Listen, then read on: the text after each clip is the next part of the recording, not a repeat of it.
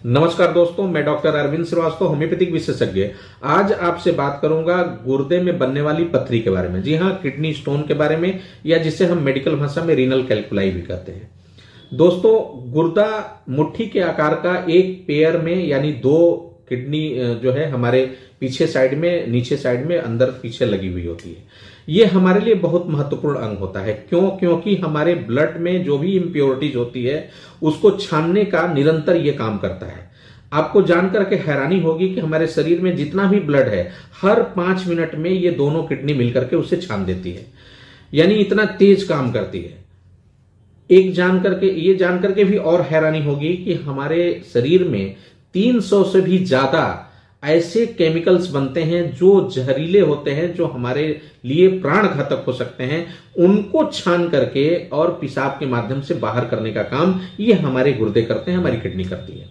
यही नहीं दोस्तों, ब्लड में जो भी फायदेमंद चीज है उसे भी फिल्टर कर करके और रिटेन करने का काम, और ब्लड में जो भी रेशियो होना चाहिए, चाहे वो ब्लड में ग्लूकोज का रेशियो हो, विटामिन का रेशियो हो, या और अन्य कोलेस्ट्रॉल हो, लिपिड हो, इन सारे रेशियो को फिट रखने का काम और एक लेवल में रखने का काम निरंतर हमारी किडनी करती है। इसलिए किडनी बहुत ही महत्वपूर्ण है। और आजकल दोस्तों, किडनी खराब होने के केसेस और स्टोन के केसेस बहुत ज्यादा बढ़ गए हैं। मैं आपको बताना चाहूंगा कि करीब 10 से 15% जो किडनी खराब होने के केसेस हैं, जिसको हम लोग क्रॉनिक रीनल डिजीज बोलते हैं या क्रॉनिक रीनल फेल्योर बोलते हैं, उन केसेस के पीछे जो कारण होता है 10 से 15% में स्टोन होता है। यानी स्टोन हमारी किडनी को डैमेज कर सकता है, हम खराब कर सकता है और हमारी लाइफ को बर्बाद कर सकता है, या हमें काफी परेशानी में डाल सकता है। इसलिए हमें जानना जरूरी है कि ये स्टोन बनते क्यों हैं, कैसे बनते हैं, इसके पीछे कारण क्या है, लक्षण क्या है, कैसे समय रहते हैं हम इसे पहचाने, और इसको बाहर करने का तरीका क्या है, इसका इलाज क्या है, इसकी जांच क्या है, बचाव के उपाय क्या है। दोस्तों, जो सबसे प्रमुख कारण होता है वो ये है कि अगर अनुवांशिकी, जिसको हम लोग बोलते हैं, अगर फैमिली में किसी को बन रहा है या बनने की हिस्ट्री है तो आप में भी बन सकता है। आप इस सावधान रहने की जरूरत है। दूसरा, अगर आप पानी बहुत कम पीते हैं तो भी आपको स्टोन बन सकता है। नॉर्मल तौर पे इंसान 8 से 10 बार 24 घंटे में पेशाब जाना चाहिए, और 200 ml से लेकर के 300 ml तक वो पेशाब एक बार में बाहर करता है। यानी 2 से 3 लीटर पेशाब बनना चाहिए और बाहर होना चाहिए। अक्सर ऐसा होता है कि आप 2-2.5 लीटर से भी बहुत कम पानी पीते हैं। अब अगर आप कम पानी पी रहे हैं तो निश्चित रूप से कम यूरिन बनेगा, और कम यूरिन बनेगा तो वो काफी कंसंट्रेट होगा, और कंसंट्रेट होने के वजह से जो उसके अंदर इंप्योरिटीज है वो आपस में मिलकर सॉलिडिफाई होकर के और स्टोन का रूप ले लेता है। तो जो लोग कम पानी पीते हैं, ये प्रमुख वजह है। कम पानी पीना एक सबसे बड़ा कारण है स्टोन बनने का। तीसरा जो कारण है वो, अगर आप पेशाब समय से नहीं जाते हैं और पेशाब रोकते हैं तो भी स्टोन बन सकता है। चौथा जो कारण है, अगर बार बार पेशाब में इंफेक्शन हो रहा है तो उसकी वजह से भी स्टोन बन सकता है। पांचवा जो कारण है वो आपका उल्टा सीधा रहन सहन और दूषित खान पान। अगर दोस्तों आप बहुत आराम तलबी जीवन व्यतीत करते हैं, देर रात तक जगते हैं, दिन में देर से उठते हैं, और किसी तरह का कोई फिजिकल एक्टिविटीज, इस तरह की एक्टिविटीज नहीं करते हैं, या मॉर्निंग वॉक या कोई एक्सरसाइज या योग प्राणायाम नहीं करते हैं जिसमें शरीर से पसीना बाहर हो सके, तो भी आपको स्टोन बन सकता है। खान पान की जहां तक बात है दोस्तों, अगर आप नॉनवेज का सेवन करते हैं, अगर आप किसी भी तरह का नॉनवेज, जैसे मटन है, चिकन है, फिश है, एग्स है, अगर ये आप लेते हैं, आप एल्कोहल का अगर बहुत शौकीन है, एल्कोहल अगर लेते हैं, या आप चाय, कॉफी, कोल्ड ड्रिंक किसी भी रूप में अगर इस तरह से लेते हैं तो आपको स्टोन बन सकता है। इसके साथ साथ अगर आप वेजिटेरियन हैं और पर्याप्त मात्रा में ग्रीन लीफी वेजिटेबल्स, हम लोग मानते भी हैं कि ताजी पत्तेदार सब्जियां जो है खाना चाहिए, लेकिन अगर आप पालक का सेवन बहुत ज्यादा करते हैं, आप टमाटर का सेवन बहुत ज्यादा करते हैं, ब्रोकली है, अगर इस तरह के बीन्स हैं, तो अगर इसका सेवन, या आप आलू का सेवन बहुत ज्यादा करते हैं, स्वीट पोटैटो जिसको बोलते हैं, कोन जिसको बोलते हैं, अगर उसका सेवन बहुत ज्यादा करते हैं तो आपको स्टोन बन सकते हैं। इसके अलावा आप नट्स का सेवन, अगर मूंगफली बहुत ज्यादा खाते हैं, या आप बादाम खाते हैं, इस तरह से अगर नट्स का सेवन बहुत करते हैं तो भी आपको स्टोन बन सकते हैं, या आप बीज वाले फलों का सेवन करते हैं, बीज छांट के नहीं खाते, या बीज वाली सब्जियों का सेवन ज्यादा करते हैं, जैसे भिंडी है, अगर इसका सेवन करते हैं तो आपको स्टोन बन सकते हैं, चीकू है, ये सब स्टोन बना सकते हैं। तो खान पान में अगर इन सब चीजों का सेवन अगर आप बहुत ज्यादा करते हैं तो भी आपको स्टोन बन सकता है। अगर आप खाने पीने में नमक की मात्रा बहुत ज्यादा लेते हैं तो भी आपको स्टोन बन सकता है। इसके अलावा अगर आपके पेशाब में बार बार इन्फेक्शन हो रहा है, वो भी एक बहुत बड़ा कारण है आपके स्टोन बनने का।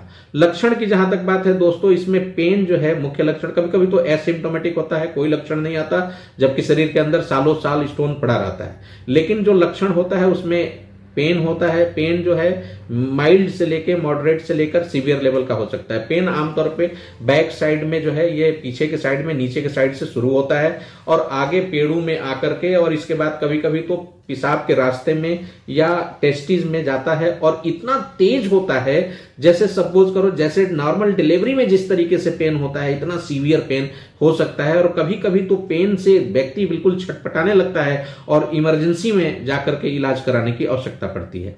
इसके अलावा पेशाब में जलन और कड़क हो सकता है, बार बार पेशाब लग रहा है, जाने पे थोड़ा थोड़ा पेशाब, बूंद बूंद करके पेशाब हो रहा है, कभी कभी तो ब्लड आ जाता है, और कभी कभी तो इतना तेज दर्द होता है कि व्यक्ति एकदम डर जाता है और जाने की इच्छा ही नहीं करती, हिम्मत ही नहीं करता है। इस तरह के लक्षण आपको देखने को मिल सकते हैं। कभी कभी ब्लड में यूरिन में ब्लड आ सकता है, कभी कभी तो ज्यादा मात्रा में ब्लड आ सकता है, कभी कभी यूरिन पूरी डीप येलो या आपको रेडिश यूरिन हो सकता है। इस तरह के सिम्टम्स देखने को मिलते हैं। इसके साथ साथ आपको जाड़ा दे करके, ठंड लग करके बुखार आ सकता है, और सुस्ती लग सकती है, उल्टी हो सकता है, मतली आ सकती है, उल्टी हो सकती है। इस तरह के सिम्टम्स देखने को मिलते हैं। जांच की जहां तक बात है दोस्तों, हम लोग इसमें आमतौर पे अल्ट्रासोनोग्राफी कराते हैं। अल्ट्रासोनोग्राफी पेट का कराते हैं, और कुछ विशेष रूप से अल्ट्रासोनोग्राफी केयू भी करा करके देखते हैं, और आवश्यकता पड़ती है तो यूरिन का टेस्ट कराते हैं। यूरिन में रूटीन माइक्रोस्कोपिक टेस्ट कराते हैं। इसके अलावा जो है जरूरत पड़ती है तो हम लोग डिजिटल एक्सरे केयू भी करा करके देखते हैं, आईबीपी करा करके देखते हैं। और बहुत रेयर कोई और बीमारी की संभावना अगर नजर आती है तो फिर हम लोग जो है सीटी स्कैन करा करके देखते हैं। इससे बातें क्लियर हो जाती हैं। अब दोस्तों सवाल उठता है इसके इलाज का। इलाज की जहां तक मैं बात करूं तो इलाज में मैं आपको बताना चाहूंगा कि 95% केसेस में होम्योपैथिक दवा बहुत ही सटीक और बहुत ही कारगर है। मोर देन 95% केसेस, चाहे वो स्टोन कहीं भी हो, वो ठीक कर सकता है, उससे बाहर कर सकता है। एक तरफ जहां होम्योपैथिक दवा इसको चूरा बना करके, जो बना हुआ स्टोन है उसको चूरा बना करके पेशाब के माध्यम से उसको बाहर कर सकता है, वहीं दूसरी तरफ रीफॉर्मेशन को भी ये रोकता है। अगर बार बार बनने की टेंडेंसी है, जैसा कि माना जाता है कि 50% लोगों में लगभग दोबारा तिबारा भी बन सकता है, उनमें अगर दवा चलाई जाए, होम्योपैथी दवाएं बहुत कारगर है इसके लिए, तो रीफॉर्मेशन को भी चेक कर सकता है और पुनः बनने से रोक सकता है। कभी कभी स्टोन बन करके यूरेटर में आ जाता है, और यूरेटर में फंसने की वजह से बहुत तेज दर्द होता है और इमरजेंसी के तहत उसका इलाज कराना पड़ता है। ऐसे में भी मैं आपको बताना चाहूंगा कि होम्योपैथी में इस तरह की भी दवाएं आती हैं जो आपके यूरेटर को डायलेट करके और उसे बाहर करा सकती है, तो सर्जरी की कोई आवश्यकता नहीं पड़ेगी। दोस्तों हाँ, जरूर 5% केसेस में सर्जिकल प्रोसीजर की आवश्यकता पड़ती है, और उसमें पुरानी प्रथा थी कि ओपन सर्जरी होती थी, अब नई प्रथा आ गई। हमारे जो सर्जन है उसमें जो है जो सर्जिकल प्रोसीजर एडेप्ट करते हैं उसमें लेप्रोस्कोपिक सर्जरी करते हैं। उसमें कुछ करना नहीं, कहीं काट पीट नहीं करना होता है। एक पेशाब के रास्ते से प्रोब डाल करके जहां भी फंसा हुआ, यूरिनरी ब्लैडर में है उसको तोड़ के बाहर किया जा सकता है, यूरेटर में है उससे तोड़ के बाहर किया जा सकता है, और किडनी के अगले हिस्से में अगर बना हुआ है उसको वहां से लेकर के, यूरेटर से लेकर के, यूरिनरी ब्लैडर से लेकर कहीं भी हो, उसको लोकेट करके तोड़ करके उसको बाहर किया जा सकता है। अगर किडनी के अंदर है और बड़े साइज में है तो पीछे साइड से एक पंचर कर करके और वहां से उसको तोड़ करके बाहर किया जा सकता है। ये प्रोसीजर है, लेकिन 5% से ज्यादा में सर्जिकल प्रोसीजर की आवश्यकता नहीं पड़ती है। होम्योपैथिक दवा बहुत ही कारगर है। एक पथल चूर्ण या पथल चट्टा जिसको बोलते हैं, वो प्लांट आता है, उसका भी कुछ लोग रस का उसका सेवन करते हैं या उसके पत्ते चबाते हैं, वो भी काफी कारगर माना जाता है। इस तरह का घरेलू उपचार भी आप ले सकते हैं। इसके अलावा बचाव के जो उपाय हैं उसमें यही है कि जो चीजें बढ़ा सकती हैं उन चीजों को अवॉइड किया जाए, अपने रहन सहन को सुधारा जाए, और इसके साथ साथ 3 मूल बातों का ध्यान रखिए। एक तो यह है कि पानी पर्याप्त पीजिए, पेशाब न रोकिए, और खान पान में आपको 3 चीजों का विशेष ध्यान रखना है। एक तो कैल्शियम आपको कम नहीं करना है, अलग से सप्लीमेंट नहीं लेना है, लेकिन आपको कैल्शियम पर्याप्त लेना है। दूसरा, आपको पोटेशियम भी पर्याप्त लेना है, पोटेशियम भी पर्याप्त लेना है। और तीसरा, साइट्रस फ्रूट्स, जितने भी खट्टे मीठे रस वाले फल हैं, जिसमें नींबू है, संतरा है, अंगूर है, ये सब जितने भी खट्टे मीठे रस वाले फल हैं, ये बहुत ही अच्छे हैं और बहुत ही प्रभावशाली हैं, बहुत ही कारगर है। तो इसकी सेवन आपको निरंतर करना चाहिए, और कुछ नहीं तो नींबू पानी का सेवन आपको बढ़ा देना चाहिए। इससे काफी हद तक आपकी पथरी जो है कम हो सकती है और बाहर हो सकती है। इस तरह से दोस्तों, इसके अलावा आपको थोड़ा सा सकारात्मक जीवन शैली अपनाना चाहिए।